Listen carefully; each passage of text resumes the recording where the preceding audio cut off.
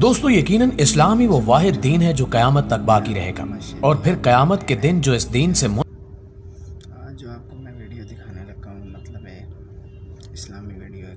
जिन्होंने इस्लाम कबूल किया उनके बारे में वीडियो एंड तक देखना। चलो करते हैं बिना टाइम ज़ाया करने वीडियो स्टार्ट। दोस्तों यकीनन इस्लाम ही वो वाहिद दीन है जो कयामत तक बाकी रहेगा और फिर कयामत के दिन जो इस दीन से मुंसलिक हुआ उसे जन्नत में दाखिल किया जाएगा।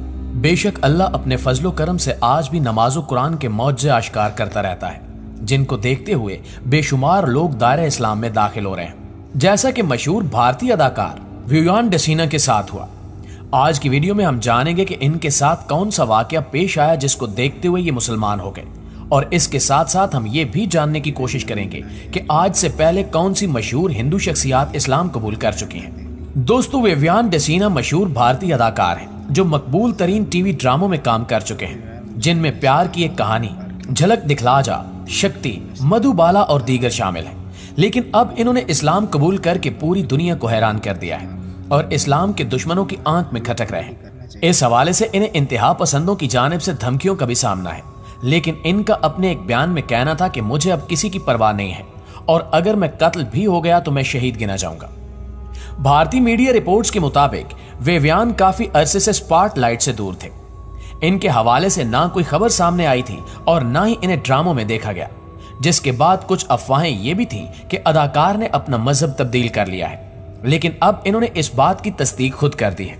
हाल ही में भारतीय मीडिया को दिए गए इंटरव्यू के दौरान इन्होंने इंकिशाफ किया कि इन्होंने 2019 में रमजानुल मुबारक के महीने में इस्लाम कबूल किया था और तब से लेकर अब तक वो इस्लामी तर्ज पर ही जिंदगी बसर कर रहे हैं। विवियन ने कहा कि मेरी जिंदगी में कुछ ज्यादा नहीं बदला, मैं ईसाई पैदा हुआ था और अब मैं इस्लाम की पैरवी करता हूँ। मैंने 2019 में रमजान के मुकद्दस महीने में इस्लाम के तौर तरीकों पर जिंदगी गुजारना शुरू की और अब अल्हम्दुलिल्लाह मैं अपने आप को पहले से बेहतर महसूस करता हूँ।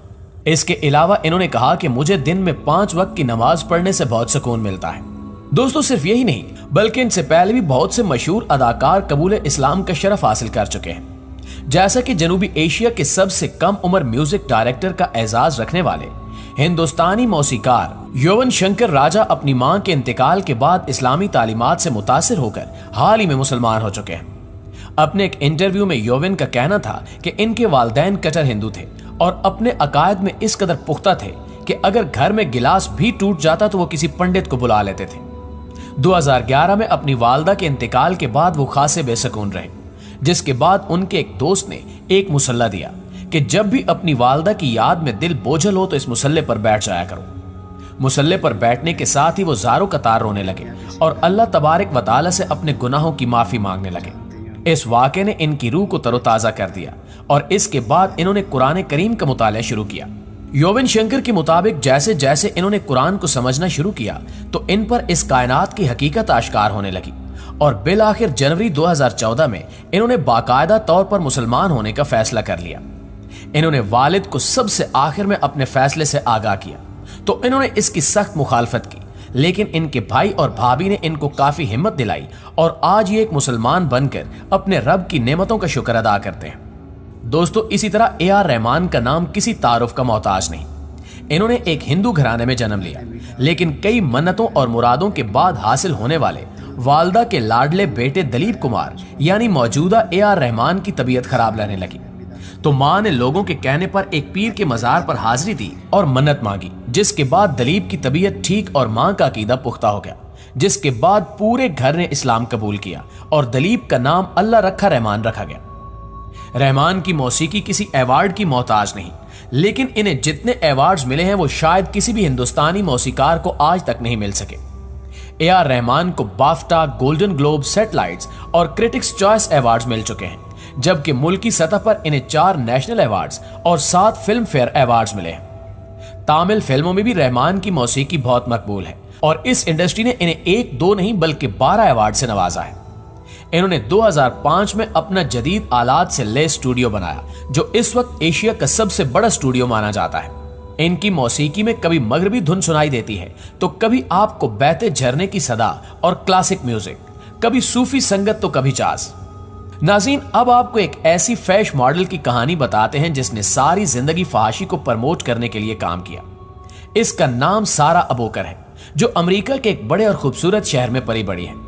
इसका अपने एक इंटरव्यू में कहना है कि आम अमेरिकी लड़कियों की तरह मेरी जिंदगी का महवर और मकसद भी अपनी निस्वानी खूबसूरती को निखारना और इस पर ज्यादा से ज्यादा तवज्जो देना था। जवानी में कदम रखने के साथ ही मैंने अमेरिका के शहर फ्लोरिडा में मियामी के साहिल के करीब रिहाइश इख्तियार कर ली। मेरा लाइफस्टाइल लग्जरी था और मैं ऐसी जिंदगी गुजार रही थी जो यकीनन हर किसी का ख्वाब होता है। फ्लोरिडा जैसे खूबसूरत शहर में साहिल समंदर के किनारे रहना, एक से एक खूबसूरत और ब्रांडेड लिबास पहनना और नए नए स्टाइल अपनाना ताकि मैं अपनी नजरों में बुलंद हो सकूं और लोगों की ज्यादा से ज्यादा तवज्जो हासिल करके मकबूल हो सकूं, मेरा भी शौक था।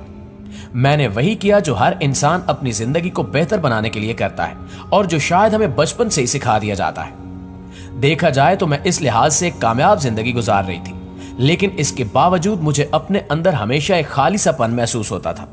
मैं बेचैन रहती और खुशियां मुझसे कोसों दूर रहती। अपने अंदर के खला को दूर करने के लिए मैं पहले से ज्यादा अपनी खूबसूरती पर तवज्जो देने लगी। मैंने एक सोशल एक्टिविस्ट बनकर जिंदगी गुजारने का फैसला किया और खवातीन के हकूक के लिए काम करना शुरू कर दिया और जल्द ही इस फील्ड में मकाम मर्तबा भी हासिल कर लिया और मैं बड़ी कैंपेन चलाने लगी। एक इंतहाई मसरूफ और भरपूर जिंदगी गुजारने के बावजूद मेरे अंदर का खला बढ़ता रहा। इस खला को कम करने के लिए मैंने शराब पीना और मेडिटेशन लेना शुरू कर दी, लेकिन मुझे जल्दी एहसास हुआ कि ये सब मेरे दर्द की वक्ती दवा है, क्योंकि इस कैफियत से बाहर निकलने के बाद मैं पहले से ज्यादा तकलीफ में आ जाती हूँ। मुझे लगने लगा कि इंसानी हकूक के नारे मखलूक को मखलूक से मिलाने का जरिया है, लेकिन खालिक का जिक्र कहीं नहीं है। मुझे लगता कि मैं फैशन की गुलाम हूँ और मेरी जिंदगी का मकसद लोगों के दरमियान मकबूलियत हासिल करने के सिवा कुछ नहीं। मैंने उस अंधेर गली से निकलने के लिए मुख्तलिफ मज़ाहिब के बारे में जानना शुरू कर दिया और फिर एक दिन मुसलमानों की मजहबी किताब कुरान करीम का तर्जुमा मेरे हाथ लगा। मैं उस वक्त तक इस्लाम और मुसलमानों के बारे में सिर्फ इतना जानती थी कि मुसलमान औरतें टेंट पहनकर घर से निकलती हैं और इनके महरम मर्द, बाप, भाई और इनके शौहर इनके साथ घरों में मारपीट करते हैं। इस्लाम के साथ दहशतगर्दी का तज़किरा भी मैंने सुन रखा था, लेकिन जब मैंने कुरान पढ़ना शुरू किया तो मुझे ऐसा लगने लगा जैसे मुझे मेरे सवालों के जवाब मिल गए हों, मेरे दिल और रूह को ग़िज़ा मिल गई हो। मेरे अंदर का खला कम होने लगा और फिर मैं मुसलमान हुई और मैंने अपना ताल्लुक खालिक से जोड़ लिया। मैंने अपने लिए एक अबाया और एक हिजाब खरीदा और जब मैं पहली दफा हिजाब और अबाया पहनकर घर से निकली तो मुझे अपने अंदर तक सुकून उतरता महसूस हुआ। मैंने जिंदगी में पहली दफा खालिक की निगाह में खूबसूरत बनने के लिए लिबास पहना था और मुझे अब लोगों की परवाह नहीं थी। ये वही गलियां, मोहल्ले और सड़कें थीं जहां मैं पहले ब्रांडेड मगरबी लिबास और बिकिनी पहनकर घूमा करती थी। मैं बिकिनी पहनकर घूमने को खवातीन की आजादी का निशान समझती थी, लेकिन मुझे अब समझ आ रहा है कि आजादी क्या है। मैं सारी जिंदगी जिस लग्जरी लाइफस्टाइल के पीछे भागती रही उसमें ना तो खुशी थी ना सुकून। सुकून तो अल्लाह की रजा हासिल करने में था, ना कि लोगों की निगाह में अच्छा बनने में। मैं अब भी खवातीन के हकूक के लिए काम करती हूँ, लेकिन मैं अब हिजाब को खवातीन की आज़ादी समझती हूँ और मैं चाहती हूँ कि हर मुसलमान औरत आज़ादी के साथ अपना हिजाब पहन सके। औरत कोई शो पीस नहीं है और इसकी जिंदगी का मकसद खूबसूरत दिखाई देना नहीं है। मुझे अब ये बात समझ आ चुकी है। मैं चाहती हूँ कि हर मुसलमान औरत हिजाब की कीमत को समझे और इस्लाम की दावत दुनिया भर में फैलाने के लिए काम करे।